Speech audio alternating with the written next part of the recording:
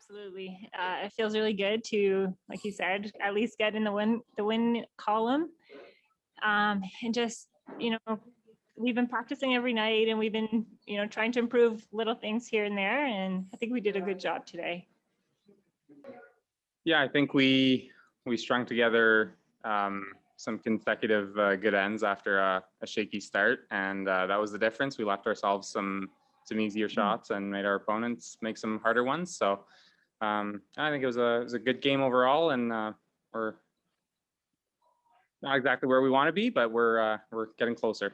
Yeah, as Allen Iverson once said, practice. So that's how we took it in stride, and we had a good time, and we're happy to be here and play our game. So I think we got over the nerves.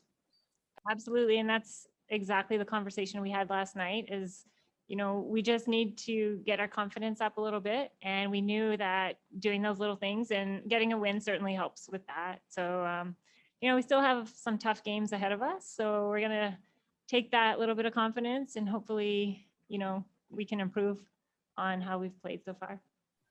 Yeah, I'm so grateful Melissa got to experience it before I did. I just got to follow along through the whole booking the flights and all the emails back and forth with everybody at Curling Canada, and just pulling off this event is incredible. Really, all the logistics, it's very impressive, and we've been treated so well. But yeah, it's certainly different to just come right into it, and Melissa having isolated. Coming back from the Scotties, coming in kind of cold, even though she had played on this ice. We like the ice. We're happy to be here. So everybody's dealing with the same different season conditions. So it's just different for everyone.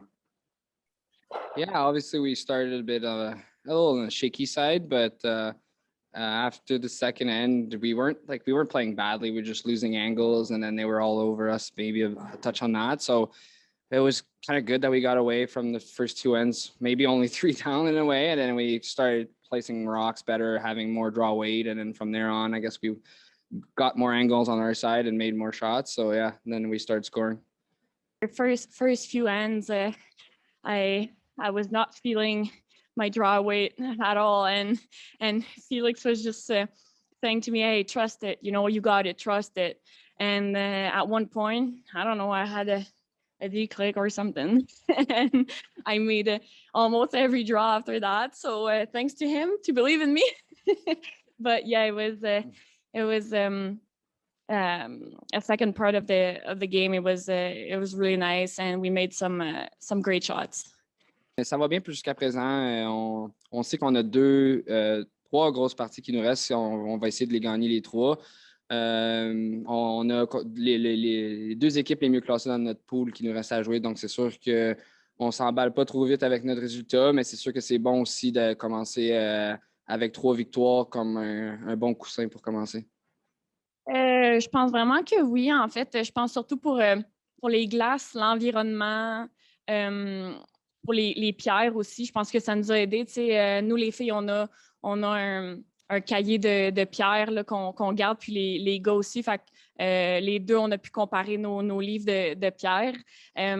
C'est sûr qu'on est quand même sur les glaces à date à tous les soirs pour matcher nos pierres.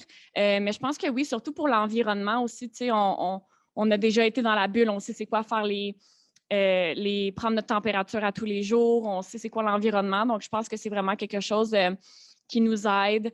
Puis l'ambiance aussi de jouer là, à l'aréna, je pense que c'est un avantage, oui, effectivement. Yes, I definitely want my first one back in the last end. It's still going. But Brad picked me up and made some really good ones. Yeah, absolutely, because that game could have went the other way where we found a way to lose. So getting a win where I don't think either one of us were as sharp as what we would have liked to have been, it's good. And they're a good team. Obviously, they got through Ontario, which is a tough province, so they could play. They played well, made some shots. A couple ends, Carrie made some really nice last rocks that I didn't leave her much, especially in 6. She made a nice little thin double there for the score, which was a key shot. And, she came through when it mattered. And fortunately, I came through in the last end after we had a little hiccup on the first one.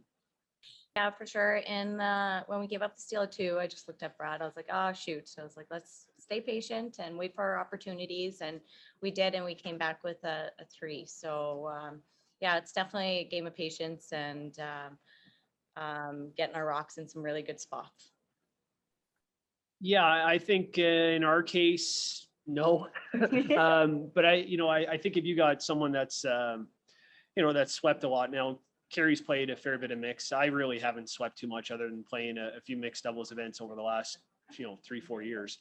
But if you get someone that's, maybe just had come from playing another position and had done some sweeping in the past, I think it's not a big deal. But if you look at the top teams in the mixed doubles over the last couple of years, there's a lot of front end players. And I think that kind of leads you to believe that sweeping is a big part of it. You look at Brett and Jeff on my team, 2 great mixed doubles players. So, they're good shooters, but also great sweepers and kind of goes hand in hand.